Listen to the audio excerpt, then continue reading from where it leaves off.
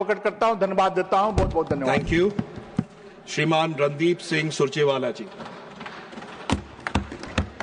शुक्रिया सभापति महोदय। जब माननीय मंत्री जी ये कानून पेश कर रहे थे तो मैं सोच रहा था कि ये सरकार किसान और मजदूर दोनों से इतनी नफरत क्यों करती है। कभी खेती के विरोधी काले कानून, कभी मजदूर के रोजगार पर लात मारने वाले काले कानून। सर, विकसित भारत गारंटी फॉर रोजगार तथा आजीविका मिशन कानून सही मायनों में मनरेगा कानून की दिन दहाड़े हत्या है। यह कानून करोड़ों करोड़ों मजदूरों के हकों पर डाका है, मेहनत कशों की रोजी रोटी पर हमला है, गरीबों के काम मांगने के अधिकार का हनन है, मजदूरों के अधिकारों पर कुठाराघात है और इस देश के दलितों, पिछड़ों, आदिवासियों जो 95% से अधिक मनरेगा के मजदूर हैं, उनको सामाजिक न्याय से वंचित करने की साजिश है। माननीय मंत्री जी, 23-24 का अब प्रोफाइल आया है कि मनरेगा के मजदूर कौन हैं। मैं आपके समक्ष ये रखना चाहूंगा। 48% पिछड़े वर्गों से हैं, 29% अनुसूचित जाति एससी समाज से हैं, 17% आदिवासी हैं, यानी 95% एससी एसटी ओबीसी से हैं। स्वाभाविक तौर से लगता है कि गोडसे के अनुयायियों द्वारा गांधी के दर्शन को खत्म करने की एक साजिश है। सर, यह साजिश अभी शुरू नहीं हुई, 10 साल से मनरेगा कानून को खत्म करने की साजिश हो रही है। कहते हैं ना कि पूत के पांव पालने में दिख जाते हैं।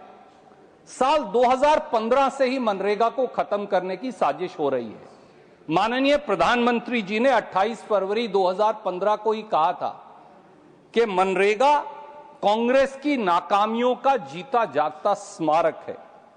और शायद इसीलिए अगर आप देखें तो साल 2020-21 में मनरेगा में 31 करोड़ 97 लाख हाउस होल्ड्स को काम मिला। 24-25 में ये संख्या घटकर 40.70 लाख हो गई, यानी 31 लाख हाउस होल्ड्स को, माफ कीजिए मैंने करोड़ कहा, 31 लाख हाउस होल्ड्स को कम काम मिला। साल 2025-26 चालू साल में 12 दिसंबर 2025 तक केवल 6,74,000 हाउस होल्ड्स को काम मिला है।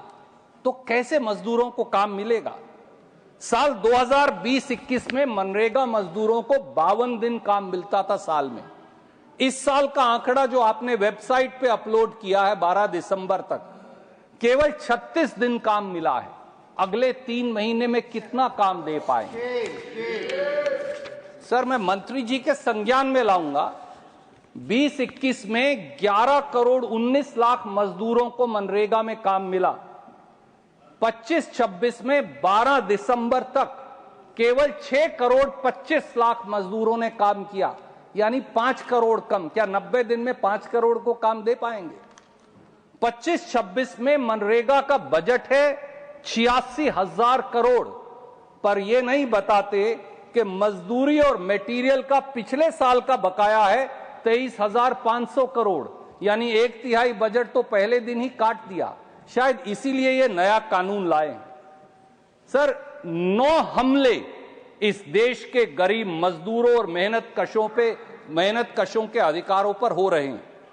यह नया कानून पूरी तरह से उनके अधिकारों को खत्म करने का, वो 9 हमले क्या हैं मैं उन्हें लिस्ट करना चाहूंगा। पहला, रोजगार देने की जिम्मेवारी से आपकी सरकार ने पल्ला झाड़ा।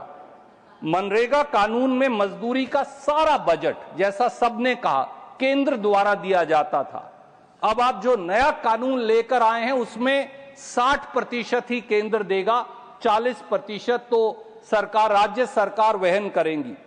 और इसके सेक्शन 22 सब क्लॉज 5 में तो यह भी कह दिया कि अगर कोई प्रांत अतिरिक्त पैसा भी देना चाहे तो भी वो आपके मापदंडों पर काम करेगा। पैसा प्रांत का और तरीका आपका, ये नहीं चलने वाला है, पर इस कानून में आप ये कर रहे हैं।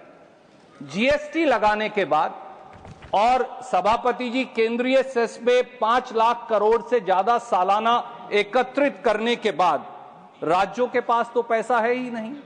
न राज्य पैसा दे पाएंगे, न करोड़ों मजदूरों को रोजगार मिलेगा, ना मजदूरी मिलेगी, यानी ना बांस रहेगा ना बांसुरी। ऐसा कानून आप लेकर आए हैं मजदूरों के हकों पर कुठाराघात के लिए।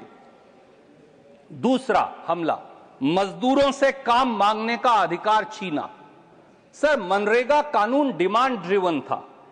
अगर कोई मजदूर काम मांगे तो काम देना पड़ेगा, चाहे वो देश के किसी कोने, किसी राज्य, किसी प्रांत, किसी ब्लॉक, किसी गांव में हो। नए कानून में आप तय करेंगे कि किस प्रांत में कितना काम देना है, प्रांत के किस हिस्से में देना है, कितने दिन देना है, यानी सारे अधिकार तो अब आपके पास हैं। तो मजदूर का अधिकार कहां है, वो छीन लिया गया है। तीसरा हमला, केंद्र सरकार की धौंस के आधार पर बजट मिलेगा। मनरेगा कानून में बजट की कोई सीमा नहीं थी। जब भी जितने भी लोग जिस जिले या राज्य में काम मांगे, केंद्र को बजट देना पड़ेगा। पर नए कानून में केंद्र सरकार फैसला करेगी कि किस राज्य को कितना बजट देना है। जिसे चाहे दीजिए, जिसे चाहे मत दीजिए, यानी अंधा बाटे सीरनी, मुड़ अपने को दे। विपक्ष के राज्यों को नहीं देंगे, जहां चुनाव हो रहा है वहां दे देंगे, जहां चुनाव नहीं हो रहा वहां नहीं देंगे। अपनी मनमर्जी का कानून आप लेकर आ रहे हैं, उस अधिकार के कानून को खत्म कर। चौथा हमला, मजदूरी मनरेगा की गारंटी बनाम centrally sponsored scheme. Sir, MNREGA कानून में 100 दिन के काम की अधिकार की गारंटी थी। यह गारंटी भारत के संविधान के आर्टिकल 39A और आर्टिकल 41 के अनुरूप थी, जो कॉन्स्टिट्यूशन फ्रेमर्स ने लिखा था कि प्रांत को लोगों को काम देना अनिवार्य होगा। Directive principles of state policy. पर नए कानून के सेक्शन 3 में आपने क्या कहा है कि मौजूदा कानून केवल एक सेंट्रली स्पॉन्सर्ड स्कीम है और कुछ भी नहीं, यानी रोजगार के अधिकार की गारंटी खत्म। पांचवां हमला, किसान और मजदूर को बांटने 60 दिन रोजगार ना देने की शर्त। मनरेगा कानून में काम मांगने की न कोई पात्रता थी, न कोई समय सीमा। जब रोजगार मांगा जाएगा तब काम मिलेगा। नए कानून में किसान और मजदूर को बांटने के लिए 60 दिन की पाबंदी लगाई गई है। पर मैं आपसे पूछता हूं, क्या भारत में अलग अलग फसलों की खेती का अलग अलग बिजाई और कटाई का समय नहीं है? उदाहरण के तौर पर खरीफ सीजन में अलग अलग राज्यों में धान की फसल के बीजने का समय मई महीने से अगस्त महीने तक है और कटाई का समय धान का सितंबर से जनवरी तक है। तो 60 दिन कब लागू करेंगे? तो पूरा साल हो गया। इसी तरह रबी में जब हम अब गेहूं लगा रहे हैं, उसकी फसल की बिजाई का समय अलग अलग राज्यों में अक्टूबर से जनवरी तक है और कटाई फरवरी से जून तक है। तो 60 दिन कब लागू होंगे? कई बड़े राज्यों में जैसे उत्तर प्रदेश, मध्य प्रदेश, महाराष्ट्र, कर्नाटक, वहां तो राज्य के अलग अलग हिस्सों में बुआई और कटाई का समय अलग अलग है। तो क्या आप किसान और मजदूर का टकराव करवाने की कोशिश कर रहे हैं? सर, पिछले 10 साल के आंकड़े तो यह भी बताते हैं कि 10 में से 8 सालों में मनरेगा की मजदूरी कम थी और खेत की मजदूरी ज्यादा थी। तो फिर 60 दिन की पाबंदी क्यों लगा रहे हैं जब आंकड़े इसके विपरीत हैं? छठा हमला, मैक्सिमम गवर्नमेंट मिनिमम डेवोल्यूशन। पंचायतों के अधिकार खत्म, सारी ताकत केंद्र को।